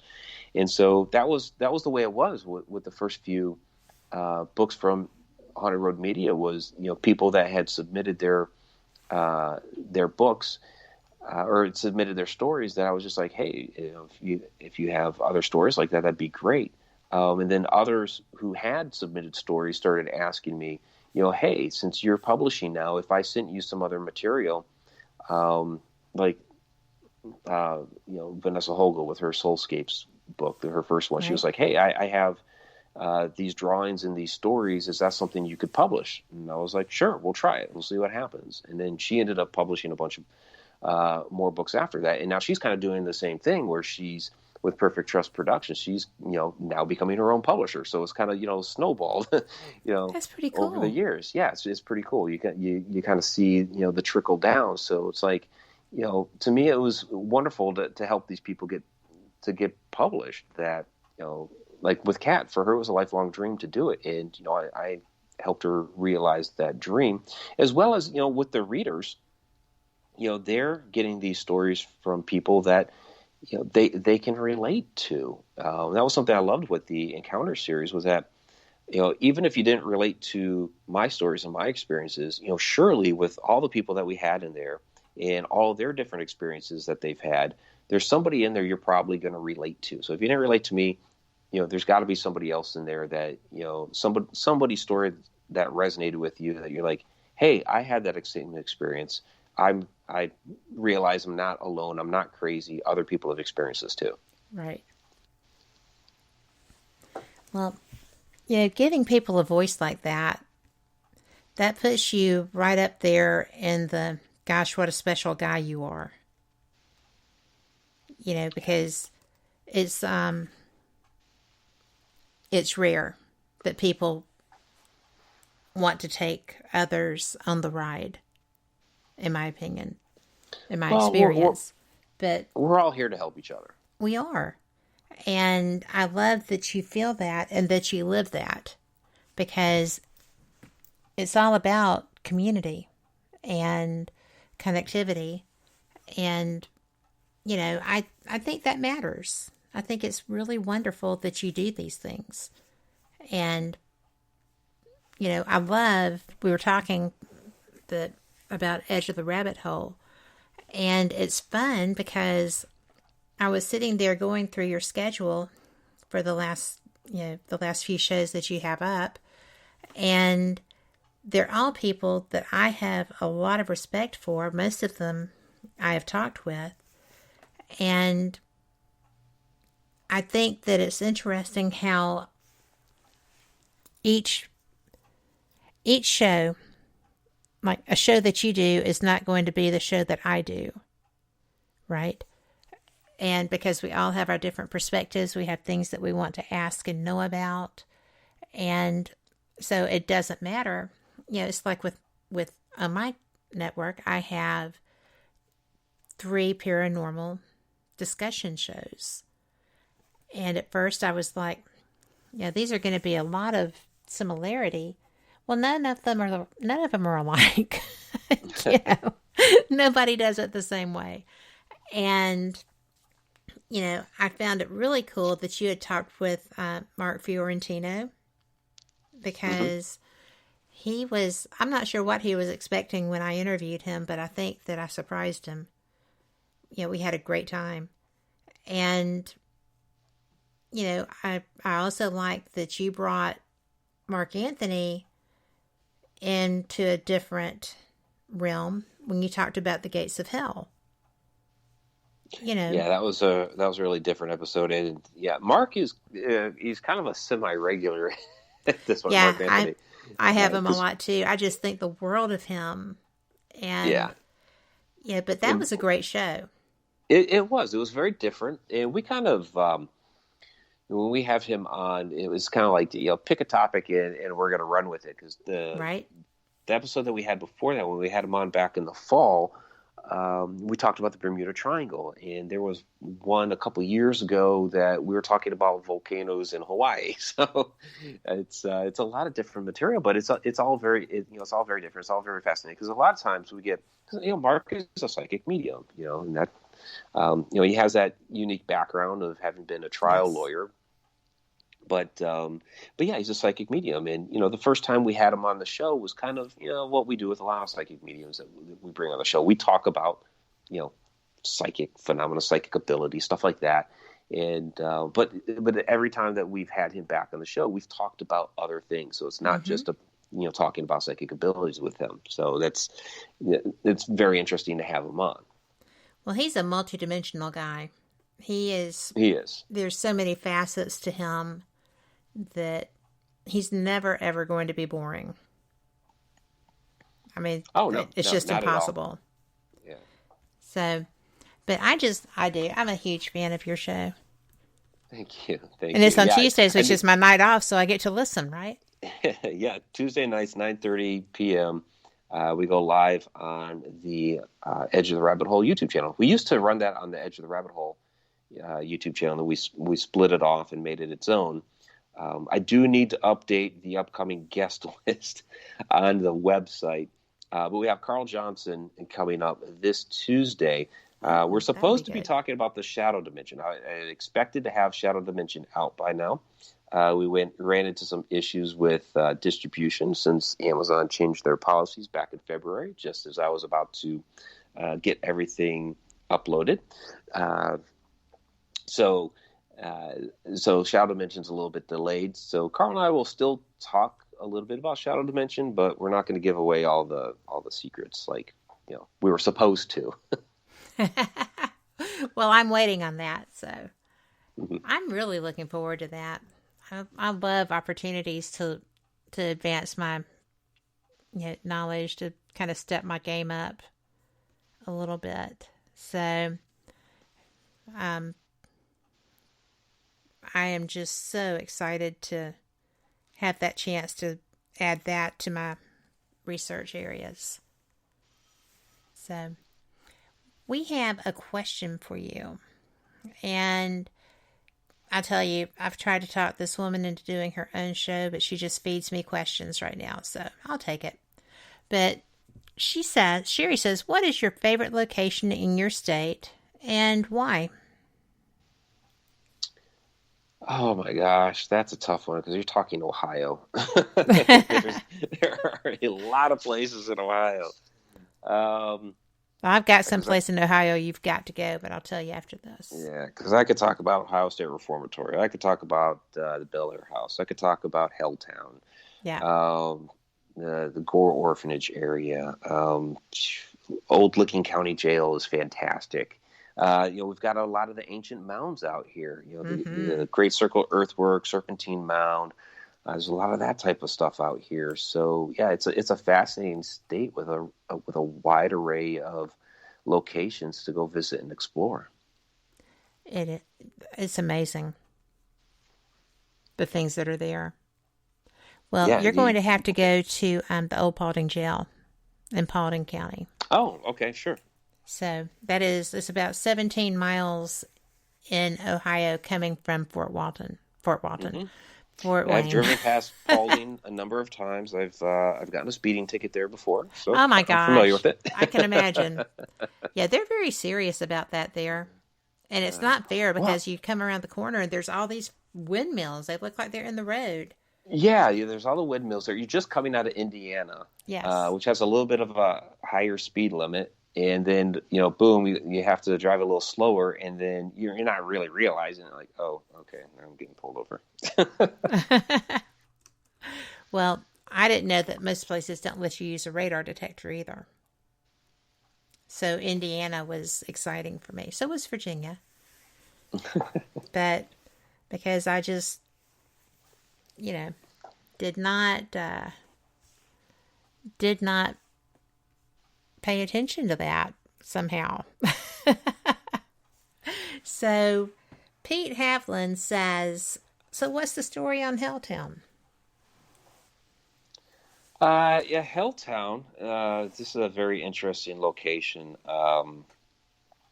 So it was dubbed that back in late 70s, early 80s, because basically what happened was the United States government issued eminent domain over a number of houses and small businesses, because there was an initiative in the mid to late 70s to reclaim a bunch of land to make it national parks. They feared that we were letting too much land go to industrialism and commercialism, and so we need to reclaim a bunch of that. Now, this particular area, I wouldn't even call it like industrial or highly commercial. It was kind of a sleepy little area. I mean, it was small towns, and the old paper mill that had been there was its usage was pretty much done anyway. But they claimed eminent domain to turn everything into a national park, and so all of a sudden you had all of these abandoned houses everywhere. And so all these urban legends grew up about the houses, about the townspeople. They started, saying that they were witches and satanic churches and all this crazy stuff. There were rumors about underground military bases, UFO activity. There was this rumor of a toxic spill, and just all these crazy things. Wild animals, that were just off the charts, and so it became rife with all these crazy urban legends. And then you had, when you drove through the area, you just saw all these abandoned houses. Some of them were burned out because as they became abandoned, they allowed the local fire departments to come in to do training. And so they'd go and they'd burn down the houses. Yeah, exactly.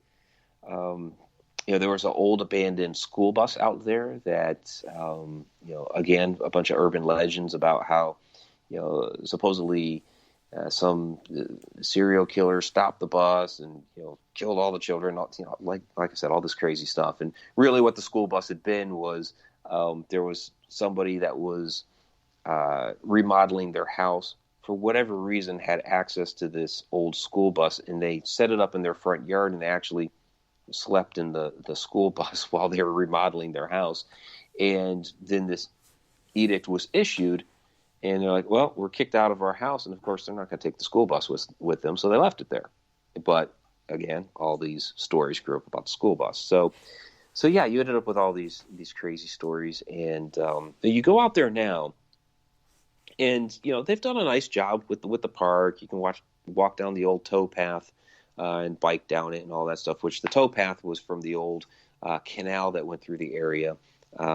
People ride horses through there and things like that. But even just up to a few years ago, there were still a couple of old abandoned houses out there that they finally tore down. So you can go up Old Stanford Road, and the road is still there. And there's still like some telephone poles. There's one old red barn that's still out there. And as you walk through there, it's kind of very, quiet. It's kind of a creepy kind of a stillness. You can feel, you can actually feel the energy of the families that had once been there. So it's like, well, okay, I get what they were doing with the park, but my opinion is they shouldn't have booted these people out of their homes. It's like, no. Yeah, if you want to say, okay, you can't develop any further out here, that's fine. But I don't think they should have, kicked these people out of their homes and their businesses. It's just, well, that doesn't really qualify as eminent domain. But we have to take a break, so let's knock this out of the way, and we will be right back for our final segment. You're listening to WBHM Digital Broadcasting, the best in paranormal talk, only on Paranormal Experience Radio, broadcasting live out of Birmingham, Alabama.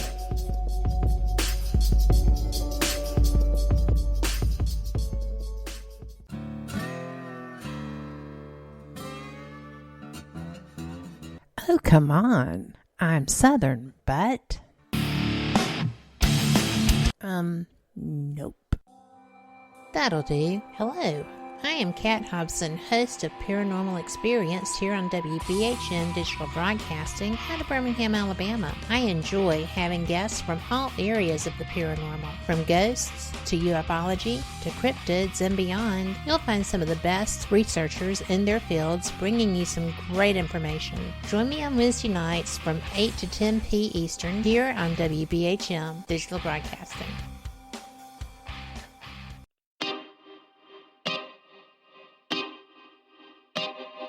This is Jason Bland, host of Midwest Paranormal Presents Paranormal Soup, where we stream live as a webcast every Sunday night, 11 p.m. to 2 a.m. Eastern, with guests who will blow your mind. Live ghost box sessions where you can call into the show to see if the spirits will talk to you, and the World Wide Web of Weird with the latest in paranormal news and evidence. We're bringing the weird every Sunday night, 11 p.m. to 2 a.m. Eastern on our Facebook page and YouTube channel. Don't forget to follow and subscribe.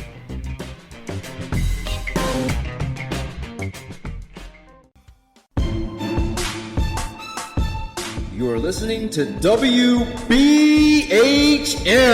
Digital Broadcasting, the best in paranormal talk, only on Paranormal Experience Radio. Broadcasting live out of Birmingham, Alabama. Thank you for listening to WBHM Digital Broadcasting out of Birmingham, Alabama. The time is 45 minutes after the hour. Welcome back to Fate Mag Radio. I am so glad you're here, and you've had the opportunity to enjoy Mike Ricksecker right along with me. We are in the final segment, but if you had to miss something, no worries. You can pick up our archive on iHeart, iTunes, Spotify, Deezer if you want to be doing a little spinning. We're apparently big in India. We're on their GeoSavan. We are having so much fun learning our different areas and audiences, and thank you so much for allowing us to entertain you. I am just so full of all the things that I have learned from you tonight, Mike, and just getting to know about you. This has been fun. Thank you. Oh, thank you, Kat. Again, I absolutely appreciate it. Well, would you like to go ahead and tell people where they can find you? You've got about a little over 10 minutes left, but I don't want anyone to leave here having any doubt about how to locate you. Yeah, absolutely. Well, first and foremost, there's my website, MikeRicksecker.com, and then there's also HauntedRoadMedia.com. There's the other couple of websites we mentioned before. It's ConnectedUniversePortal.com, which has the courses are coming up, but the membership site is open with all those great features within there. And then ShadowDimension.com, which is the website for the docuseries. The trailer is up there. So you can check out the trailer, check out some of the production stills. And I try to update the Facebook page for that as often as I can with other information, other stills. And so there's kind of a back and forth between Shadow Dimension and Connected Universe Portal, because there's a lot of sneak peeks and additional information within the Connected Universe Portal. So if you go to the Facebook pages, you'll see a lot of that information. And if you click into the websites, and you can actually visit that. So what else do I have? Well, there's the Haunted Road Media YouTube channel, which has over 700 videos on there right now. I have not updated it very much in the past few months, as I've been working very, very hard on Shadow Dimension. But it still has a lot of great material out there. And then there is the Edge of the Rabbit Hole YouTube channel, which is our Tuesday night live stream show. And for those that are looking for the Beyond the Shadows live stream, that is actually through Connected Universe Portal. And then you can, of course, if you just want to listen to the podcast, you can find that in the Edge of the Rabbit Hole podcast audio version at like Spotify, iHeartRadio, iTunes, all of that great stuff. Just about everywhere you want to be. Pretty much, yeah. You can find me on Instagram too, and TikTok, although I haven't updated TikTok a whole lot, but not lately. But for a while there, I was updating that regularly and got a nice little following out there. That's fun. My son sends me TikTok videos all the time. Sometimes I'm afraid to open them. I didn't do because he's a little bit of a fun guy.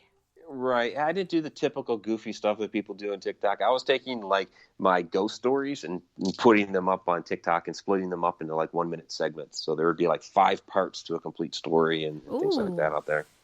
That's awesome. That is keep them coming back is what that is. Yeah, exactly. Yeah. I love that. Well, what is the next thing that you're going to do as far as any filming or any wanderings? Yeah. The very next thing, next weekend, we're going to be at Hinsdale House. So there will be some filming for Shadow Dimension Season 2 there. We have a nice little group that's going up there to investigate.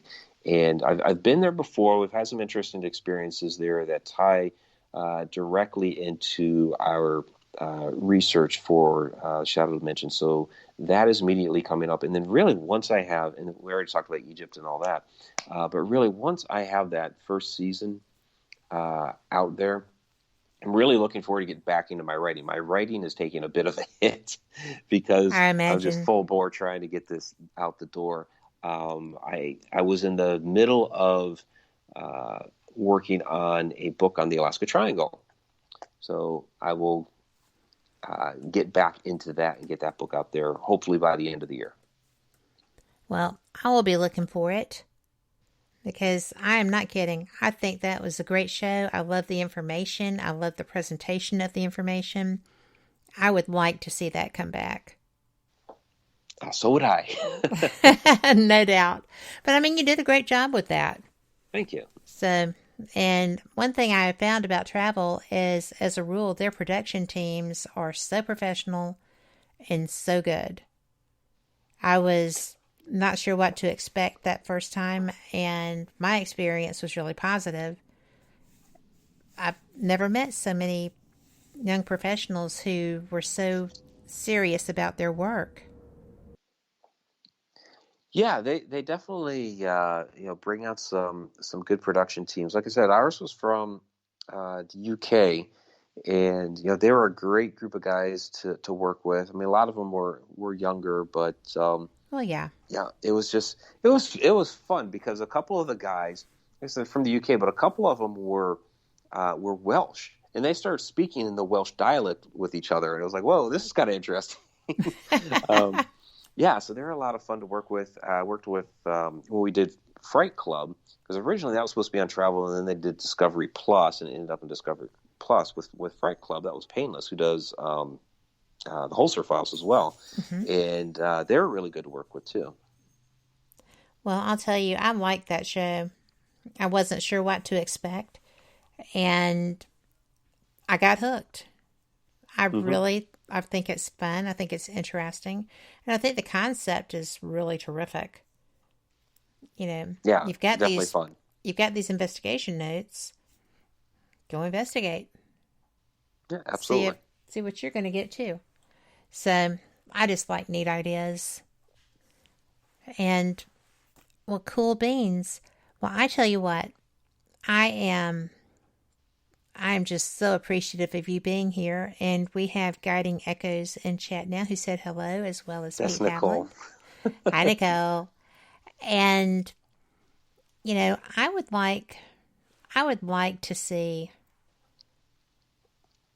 all of these things that you have done, because a couple of the shows I could not get to, and so now I'm sitting there thinking, well, that just is illogical. I should have been able to see that. But then I realized that one was Russian TV. Yeah, that was a little hard and to that get actually, if you can find their YouTube channel, which even that is, I think their YouTube channel's in Cyrillic as well. It was. Yeah, I have a link somewhere out there, but yeah, everything else is. Like the Haunted is, you might be able to find it in syndication somewhere. Same with my ghost story. I know that some people, I won't say where you can find them, but people know where to find them, because there's some different websites where people have uploaded the old episodes, and you can watch them even though they're not supposed to be out there. So you can find them at those types of places, of course. Well, I just enjoy the hunt, so I will continue. And, I'm so appreciative of your time. I know that you're always busy, and I appreciate you taking the time for us and for being so willing to share. And I will be joining your ConnectedUniversePortal.com as a member. Thank you very much. And checking that out. And you never know. I'm planning on learning something. I absolutely appreciate that. Thank you, Kat. Well, you're welcome. I like supporting people. And that being said, we are almost to the top of the hour. And I want to thank everyone in chat for all these fantastic questions and for being here. Because y'all are the reason we do these shows, whether it's The Edge of the Rabbit Hole or Paranormal Experienced or Fate Mag Radio. We do these for you, and we appreciate your support so much. You just make it so much fun. And we will be back next week. Actually, we'll be back on Wednesday, but for Paranormal Experience. We've got a great lineup. We have Monday night is Denise Pride with the Paranormal Pride. Tongue twist. We have Denise Pridemore with the Paranormal Pride. Tuesdays we are off so that I can listen to Edge of the Rabbit Hole. Wednesdays we have Paranormal Experience with Kat Hobson.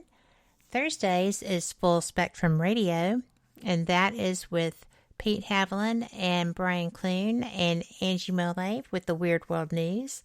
Fridays is Ghost Talk Radio with Shelley Burke Robertson And it's getting to be the time of year that she will be doing those live from the old Paulding Jail in Paulding, Ohio. So you never know who's going to join in on those shows. So come on around and hang for a while. And thank you very much. And Mike, thanks again. You've been a fantastic guest. I appreciate you. Yeah, absolutely, Kat. Again, thank you so much for having me. It's been a great time. Yes, thanks. All right. Well, good night, everybody. I hope that that you have a fantastic evening. And, you know, I always say that if you don't like the world you're seeing, take care of that. You can fix it. You can, you know, be a friend you'd like to have. Be a neighbor you'd like to have. I have great neighbors, thank goodness, because they take care of things I can't reach when David's not here. And, you know, they're kind, and we kind of look out for each other. But, you know, if you be the change you want to see in your world, you affect that world. It's an amazing thing to watch, but the energy will shift right before your eyes. It's because you're shifting. So, thanks again. Y'all be careful out there, and we will see you same cat time, same cat channel. Thanks again. Good night. You are listening to WBHM Digital Broadcasting. The best in paranormal talk radio.